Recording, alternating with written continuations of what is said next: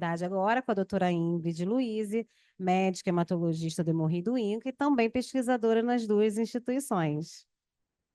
Bom dia. Primeiro, eu agradeço pelo convite, pela oportunidade de dividir o espaço hoje com a Isabela. A gente vai conversar um pouquinho sobre a leucemia mieloide crônica, que já foi citada aqui pela doutora Isabela também.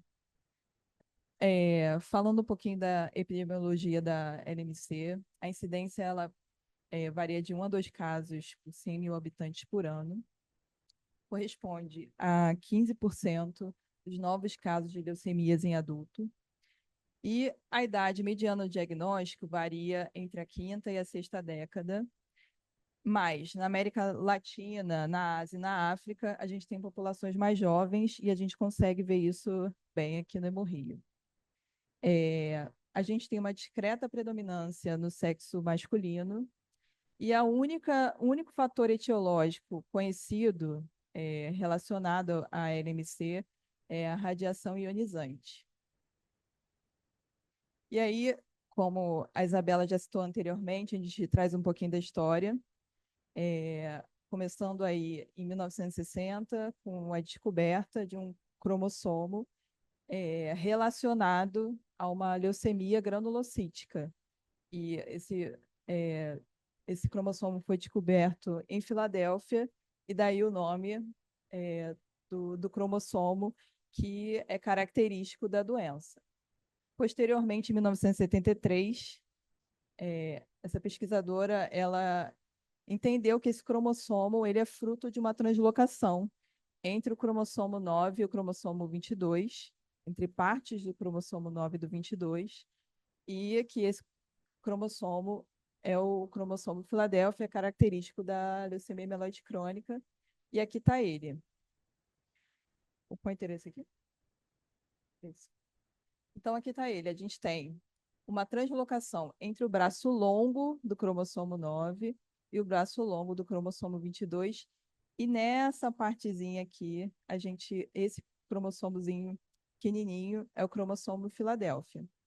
No cromossomo 9, a gente tem o ABL, e no cromossomo 22 a gente tem o BCR, e a gente vai entender um pouquinho que mais à frente que o fruto dessa translocação é a proteína BCR-ABL. Então, só voltando um pouquinho, para a gente ter o diagnóstico de leucemia mieloide crônica, a gente precisa da presença do cromossomo Filadélfia, que é visto na citogenética, ou da proteína BCR-ABL, que a gente consegue ver através de exames moleculares. Então, aqui, é, essa figura, eu acho que esse slide talvez seja o mais importante da apresentação, porque a gente consegue entender a doença através dele.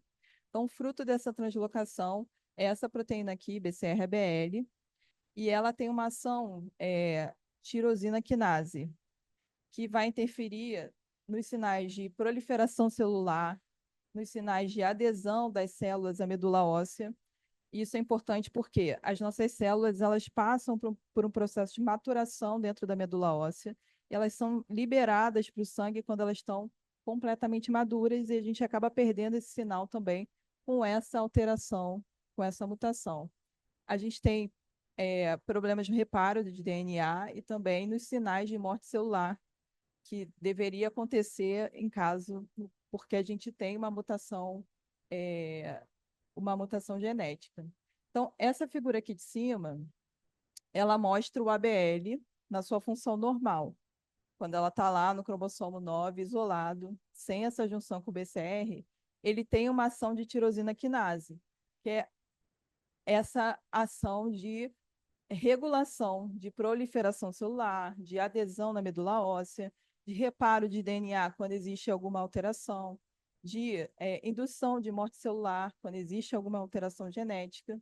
E existem mecanismos para deixar esse ABL ativado ou inativado. E isso depende muito dos sinais que a medula recebe. Quando o BCR ele está translocado, ou seja, quando existe a translocação 922 que gera o BCR-ABL, o BCR ele entra exatamente aqui, ó, no pontinho que gera a inativação. Para o ABL estar inativado, esse mirostoil, esse terminal N-mirostoil, ele precisa entrar aqui bem no sítio de quinase. Quando o BCR está aqui, essa inativação não acontece mais. Então, essa proteína está constitutivamente ativada. Então, todos esses sinais aqui permanecem acontecendo sem uma regulação. Então, por isso que a gente vai entender mais à frente, o paciente com LMC se apresenta com um aumento das contagens, justamente por conta de todo esse mecanismo aqui.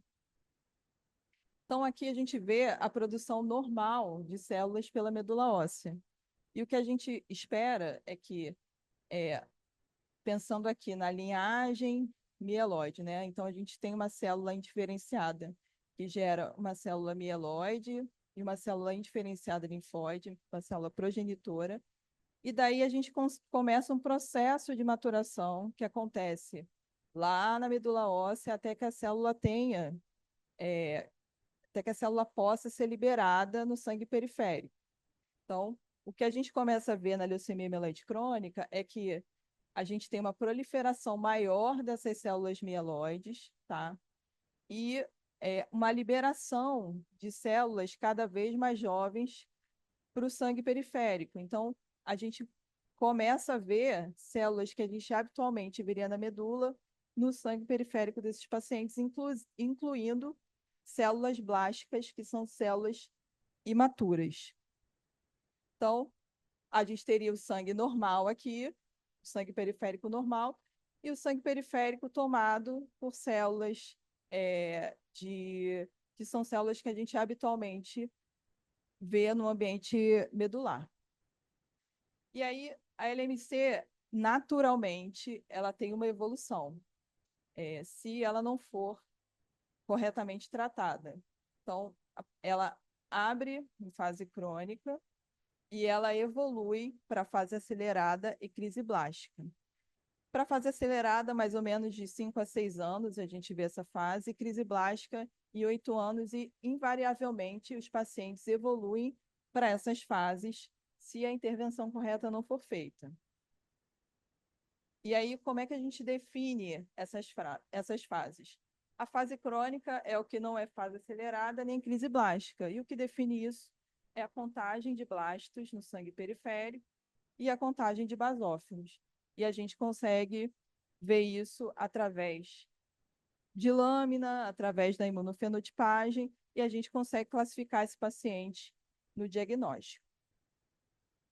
O que a gente tem de manifestação clínica, e com a nossa população aqui a gente vê bastante, a maior parte dos pacientes se apresentam em fase crônica no diagnóstico, de 90% a 95%, felizmente. Cerca de 50% desses pacientes são assintomáticos, então eles acabam sendo diagnosticados num exame de rotina, num exame de médico de trabalho, que enxerga uma leucocitose e encaminha esse paciente para um hematologista. A esplenomegalia, que é o aumento do baço, é o sinal mais comum e ele pode ser detectado em 40% a 50% dos casos. Fadiga, perda de peso, saciedade precoce por conta do aumento do baço, né? O baço acaba empurrando o estômago e o paciente relata que come um pouquinho e já se sente satisfeito. Dor em hipocôndrio direito por conta do baço. E, enfim, esses são sintomas que habitualmente acontecem por conta de anemia e por conta do aumento do baço. Sangramento é raro, assim como trombose, apesar da gente acabar vendo bastante aqui, porque os pacientes chegam já com uma doença mais avançada. Hemorragias também são raras. E sintomas como dor óssea, artralgia, infarto esplênico e febre, habitualmente são mais frequentes em pacientes em transformação de LMC. No diagnóstico, o que a gente precisa? De um exame físico com a aferição do tamanho do baço, um hemograma com contagem diferencial para a gente classificar esse paciente, o aspirado de medula óssea, com mielograma e citogenética, citogenética para a gente identificar o cromossomo Filadélfia. A gente pode usar o FISH se o Filadélfia for negativo na citogenética.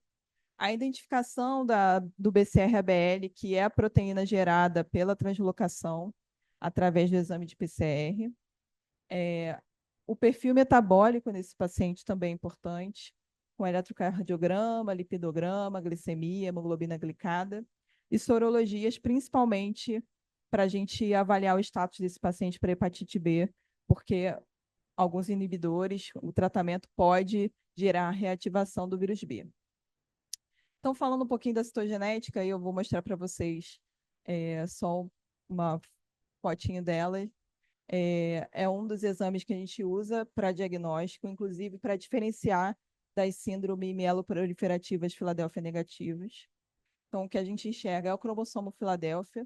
E a citogenética no diagnóstico é super importante para a gente conseguir identificar alterações cromossomiais adicionais que têm um valor prognóstico para a gente, tá? Então, essas são algumas alterações que a gente pode encontrar que podem dar a esse paciente um prognóstico, um risco pior. Então, aqui é um exemplo de um exame de citogenética, e aqui o cromossomo 22, com esse pequenininho aqui, que é o cromossomo Filadélfia, e aqui faltando também uma partezinha do cromossomo 9, e a gente consegue enxergar essa translocação através do exame de citogenética. O BCR-ABL, que é a identificação por PCR dessa proteína que é gerada pela translocação. Então, no diagnóstico, a gente identifica a isoforma e, ao longo do tratamento, a gente vai quantificando a proteína no sangue periférico e a gente consegue entender se esse paciente está respondendo bem ao tratamento. E aqui é o FISH, que a gente também pode usar quando a citogenética não dá o resultado que a gente precisa, e ele consegue identificar também a translocação, tá? Então, aqui a gente tem o vermelhinho, que é o ABL no cromossomo 9, o verdinho, que é o BCR no cromossomo 22, os dois estão separadinhos. Quando a gente vê os dois juntinhos assim, a gente consegue entender que aqui aconteceu a translocação. Aqui só trazendo um pouquinho do que a gente usa de score prognóstico. Atualmente a gente usa o ELTS, a gente usa uma calculadora para definir o risco desse paciente, e a gente usa a idade, tamanho do baço, contagem de plaquetas e de blastos para conseguir definir esse score.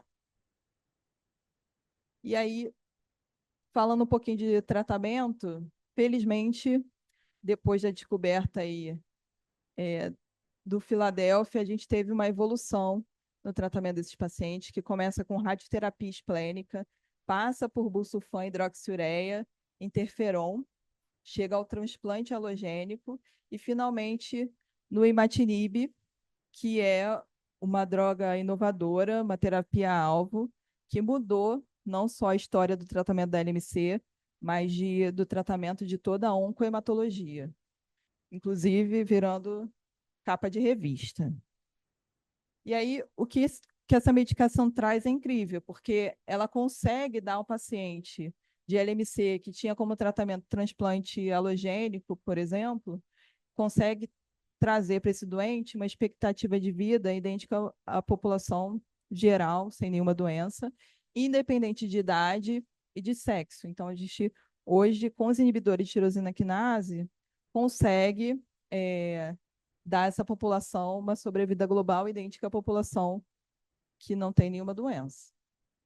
E aí, depois do imatinib, felizmente, tivemos aprovação e a descoberta de novos inibidores. Então, o imatinib é um inibidor de primeira geração, seguido de dasatinib, nilotinib e bosutinib, que são inibidores de segunda geração, e ponatinib e asciminib, que são inibidores de terceira geração. E aqui, falando um pouquinho do mecanismo de ação de cada um deles, os inibidores de tirosina quinase, que são imatinib, nilotinib, dasatinib e ponatinib, eles atuam no sítio inibindo o sítio de ATP. E é bem nesse sítio aqui que começa toda a cascata de informação para que as células se proliferem, para que não haja apoptose, para que essas células migrem da medula para o sangue periférico. Então, quando a gente consegue inibir esse sítio aqui, e esses inibidores fazem exatamente isso, a gente consegue levar de novo o BCR-ABL à sua forma inativa. E a gente tem uma nova molécula atual, que é o aciminibe, que age atuando exatamente naquele sítiozinho mirostoil que não consegue mais ser acoplado por conta da mutação com BCR. E o aciminibe entra exatamente aqui e leva de novo o BCR-ABL à sua forma inativa. Então, hoje, o que a gente tem aprovado em primeira linha para tratamento da LMC é o imatinib, nilotinib, bosutinib, dasatinib, mas no SUS a gente tem apenas a possibilidade de uso do imatinib. E o que a gente usa para definir o que vai ser feito de tratamento para esse paciente? Então, o score de risco dele no diagnóstico é importante, que a gente mostrou lá atrás. Perfil de toxicidade do inibidor, tá? Junto com as comorbidades, a idade do paciente e a capacidade do paciente de tolerar a medicação. Então, juntando isso tudo, a gente consegue definir qual é o melhor inibidor para esse paciente.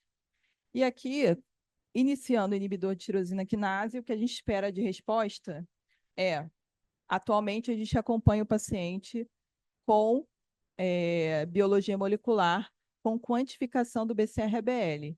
E o que a gente espera ver é essa queda em log, é que esse paciente consiga reduzir a quantidade de BCR-ABL no sangue periférico.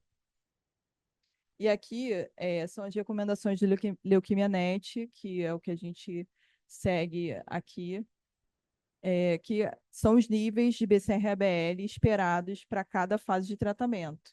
Então, o primeiro ano é um ano extremamente importante. A gente acompanha esse BCR-ABL aos 3, aos 6 e aos 12 meses.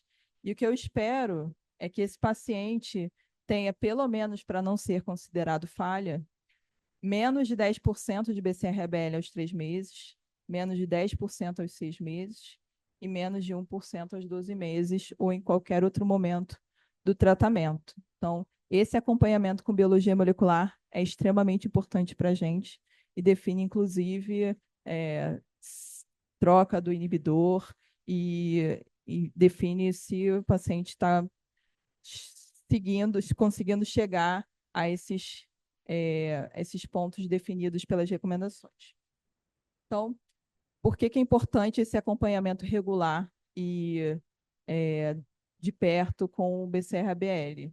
Porque o que a gente vê é que os pacientes que alcançam uma resposta profunda com queda de 4,5 log do BCR-ABL são pacientes que têm risco nulo de progressão para fases avançadas, que é exatamente o nosso maior temor dentro da leucemia mieloide crônica.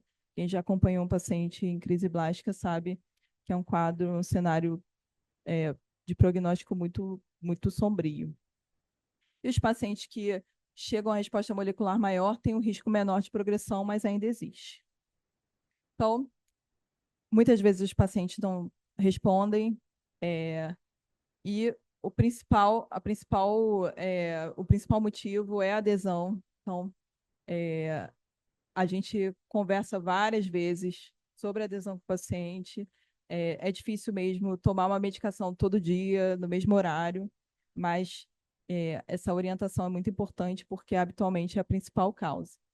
Mutação daquele domínio quinase de BCR-ABL, que é onde o inibidor se liga. Então, pode haver uma alteração na conformação desse sítio, e aí o inibidor não consegue mais se ligar corretamente. Então, esse pode ser um outro motivo. Intolerância à medicação. Quando o paciente é intolerante, ele tem mais dificuldade de tomar o remédio. E aí, isso pode levar a uma resposta pior. E, obviamente, os eventos adversos que acabam, muitas vezes, gerando interrupção do inibidor. E aí, aqui, algumas mutações que podem acontecer e as recomendações de tratamento. Esse é um exame que a gente pode abrir mão, que é a pesquisa de mutação, quando a gente tem uma falha, para que a gente consiga identificar se houve mutação e aí a ligação do inibidor está prejudicada. Aqui a gente tem as recomendações de segunda linha, tá? E aí depende muito do inibidor que você usou em primeira linha. No caso, a gente usando imatinib, a gente pode usar anilo, dasa, bosutinib e ponatinib se houver mutação do T315I, que é uma mutação que só é sensível ao ponatinib. Em terceira linha, a gente pode abrir mão de inibidores de segunda e terceira geração, e na falha, os inibidores de segunda geração, inibidores de terceira geração. Tanto na segunda quanto na terceira linha, a gente já precisa começar a pensar, a considerar um transplante medula óssea halogênico, pensando principalmente no paciente que falha, no paciente que é refratário. Aqui a gente traz alguns efeitos colaterais que são importantes, principalmente no início do tratamento. Tem uma tendência, às vezes, de redução de evento adverso, mas no início é mais importante. O imatinib, inicialmente, dá muito edema, edema periorbitário, pode dar náusea, diarreia, muita dor musculoesquelética, ganho de peso, e a gente precisa estar atento para manejar esses eventos adversos, inclusive com ajuste de dose. Nilotinib também erupção cutânea, pode ter aumento de bilirrubina, cefaleia é muito comum. E os eventos cardiovasculares são importantíssimos no nilotinib, com desglicemia, aumento de níveis pressóricos, dislipidemia, e eventos cardiovasculares com doença arterial periférica, infarto, AVC. O dasatinib, o mais importante é o derrame pleural, e o mais temido, hipertensão de artéria pulmonar. O bosutinib tem como seu evento adverso mais importante a toxicidade gastrointestinal. E aqui trazendo só um pouquinho do ponatinib e do asciminib, que são inibidores de terceira geração. Os eventos mais temidos do ponatinib são os cardiovasculares também, que podem ser mitigados com a redução de dose, que é possível quando o paciente alcança uma resposta com BCR-ABL menor que 1%. E o asciminib é uma droga bem tolerada, pode ter um pouquinho de alteração hematológica, fadiga, tem como evento adverso também pancreatite, mas nenhum evento adverso relatado mais importante. E aí, na fase acelerada e crise blástica, que são as fases mais avançadas, a gente usa imatinib, dasatinib e ponatinib na crise blástica, acrescentando o protocolo quimioterápico da instituição. E aí, a doença é tratada na crise blástica como uma leucemia aguda. Na gestação, LMC e gestação, algumas pacientes são diagnosticadas gestantes, e aí a gente não pode usar o inibidor, porque é teratogênico. A gente pode, em alguns casos, usar no terceiro trimestre, é permitido. Leucoféres e interferon são seguros. E nas pacientes que já estão em tratamento e desejam gestar, isso é possível quando a paciente tem uma resposta profunda por tempo prolongado. A gente consegue interromper o inibidor para permitir a gestação. E o inibidor também não pode ser usado durante a amamentação. A paciente é orientada a interromper a amamentação, não amamentar.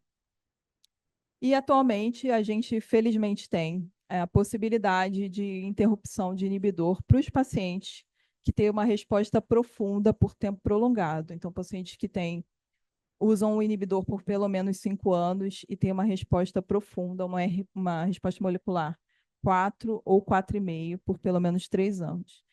Isso é possível se a gente tiver uma biologia molecular que permita, porque a gente precisa fazer exames mensais no primeiro semestre e exames bimensais a partir do segundo semestre. A partir do segundo ano, a gente consegue voltar à regularidade anterior, mas isso é importante em termos de farmacoeconomia, porque os estudos já mostram que 40% a 50% desses pacientes conseguem ficar sem o inibidor, tá? Então, a longo prazo, a gente reduz eventos adversos de longo prazo desses pacientes reduz também o gasto, porque o inibidor ele é usado diariamente pelo restante da vida. Então, se a gente consegue tirar o inibidor de alguns pacientes, a gente oferece qualidade de vida e economia para o sistema também. Então, o que eu espero é oferecer mais qualidade de vida para esses pacientes de LMC, que a gente consiga diminuir os eventos adversos, que a gente consiga encontrar caminhos de diminuir os gastos também, já que se trata de um tratamento para a vida toda. Inibidores que ofereçam menos efeitos colaterais a longo prazo e novas drogas, principalmente para esses pacientes que são refratários aos inibidores que a gente tem atualmente. Muito obrigada.